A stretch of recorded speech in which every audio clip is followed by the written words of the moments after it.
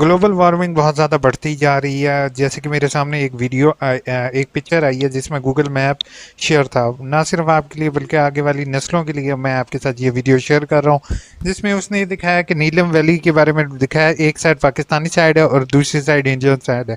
मैंने कहा शायद ये झूठ होगा, गलत बात होगी, तो मैंने ऑफिशियल गूगल मैप ओपन किया और गूगल मैप के ज़रिए आजकल तो सच और झूठ सब कुछ सामने आ जाता है। जैसे कि आप लोग देख रहे हो कि ये इंडियन साइड सारी ग्रीनरी है, सब्जा है, ठीक है, जैसे कि बिल्कुल ग्रीन ग्रीन पार्क देख रहे हो। और ये पाकिस्तान साइड है कि सारे दरख्त यहाँ से ख़त्म हो गए हैं और ये साइड तो बिल्कुल ही वाइट हो गई है, मतलब यहाँ पर बिल्कुल दरख्त नहीं है। अब इस साइड पे देख रहे हो कि दरख्त इतने ज़्यादा हैं और यहाँ पर आके कुछ ना कुछ दरख्त मौजूद हैं पाकिस्तान साइड पर। यहाँ पर दरख्त जो थे वो कहाँ गए? मतलब अगर इस साइड पर दरख्त हैं तो यहाँ पर दरख्त होने चाहिए थे, लेकिन दरख्तों की कटाई बहुत ज़्यादा की गई है इसी वजह से। अब दूसरा अगर देखा जाए तो पाकिस्तान में अब एक दरिया है जो कि बिल्कुल सूखा रहता है और वो उस शहर का दरिया है कि जिस शहर के बादशाह ने पूरे पाकिस्तान की जब आज़ादी हुई तो पूरे पाकिस्तान के सरकारी मुलाजमीन को उसने एक माह पत्नी एक साल तक उसने अपनी जेब से तनख्वाह दी।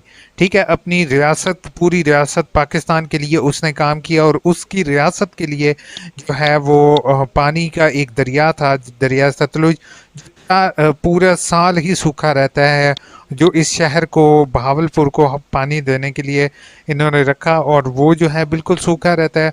और अब क्या है कि मेट्रो बन रही है, ठीक है, स्पीडो बन रही है और जो है ऑरेंज लाइन ग्रीन लाइन सब कुछ लाहौर में किया जा रहा है। लेकिन अगर यहाँ पर बहावलपुर के अंदर या यहाँ पर अगर कोई डैम मौजूद होता तो ना सिर्फ बहावलपुर के लिए पानी था बल्कि यहाँ पर पूरे चोलिस्तान को हम लोग आबाद कर सकते थे। ये चोलिस्तान का पूरा खित्ता आप लोग देख रहे हो कि कितना वाइट है। ये सारा चोलिस्तान रेत रेत रेत रेतला इलाका है, ठीक है। और अगर आप इंडियन साइड पर ये ग्रीनरी आप देख रहे हो तो मतलब कि यहाँ पर इंडियन साइड पर देखा जाए तो ये सारा सब्जा है। अगर पाकिस्तानी साइड पर यही इलाका देखा जाए तो बिल्कुल रेत के टीले हैं और यहाँ पर ग्रीनरी कोई किसी तरह की नहीं है। अब कितने लाख क्यूसिक का रेला आया ये मैं आपको दिखा रहा हूँ कि ये जो इंडियन साइड से ये वीडियो आई है, अपलोड की है उन्होंने सिखों ने। तो यहाँ पर आप देख सकते हो, ठीक है, इतना पानी तकरीबन कई लाख क्यूसिक का पानी यहाँ समंदर से दरिया से गुजरेगा और सीधा का सीधा चला जाएगा और समंदर में जो है वो कराची को सॉरी सिंध के अंदर जो पानी है ये ओवरफ्लोड हो गया है। तकरीबन ये पानी क्या ओवरफ्लोड आप लोग देख रहे हो रहा है। बिल्कुल ओवरफ्लोड जो पानी है वो हो चुका है। और अब अगर ये बिल्कुल बंद ना करते तो ये सारा का सारा पानी ये देखें पूरे उन्होंने डैम्स के दरवाजे हेड बराज के कंप्लीट दरवाजे खोल रखे हैं कि वो कहीं टूट ना जाए, ठीक है। और ये जो है तकरीबन 1988 के करीब जो सैलाब आया था तकरीबन उसी के बराबर है। और इतना पानी आ रहा है, इतना पानी आ रहा है, ये सारा पानी समंदर में ज़ाया हो जाएगा। और चोलिस्तान जो है वो एक दरिया ड्रामा, पता नहीं आप लोगों में से किसी ने देखा होगा या नहीं। दरिया ड्रामे के अंदर यही बात की हुई थी कि चोलिस्तान जो है बिल्कुल सूखा रहता है। अब ये सिर्फ मैं ही बात नहीं कर रहा हूँ, और भी यूट्यूबर्स हैं जैसे कि फेसबुक, ये इसने जो है बकायदा जिसके मैंने गूगल मैप से आपको दिखाया है यही चीज़ ये बंदा जो है वो खड़े होके कह रहा है। अब आप लोग क्या कर सकते हो? आप लोग एक काम तो कर सकते हो, इस वीडियो को जितना हो सके शेयर करो।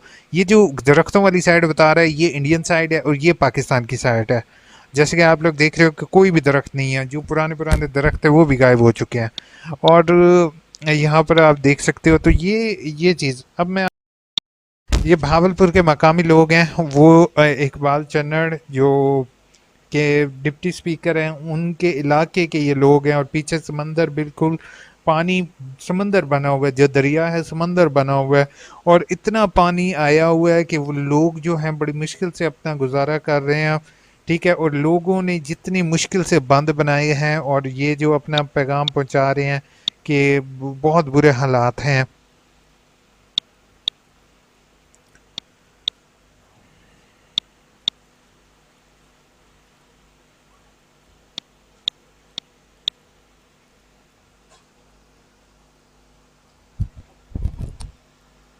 और ये सिर्फ पाकिस्तान में नहीं है, इंडिया में भी कुछ जगहों पर यही इशू है, जैसे कि यहाँ पे।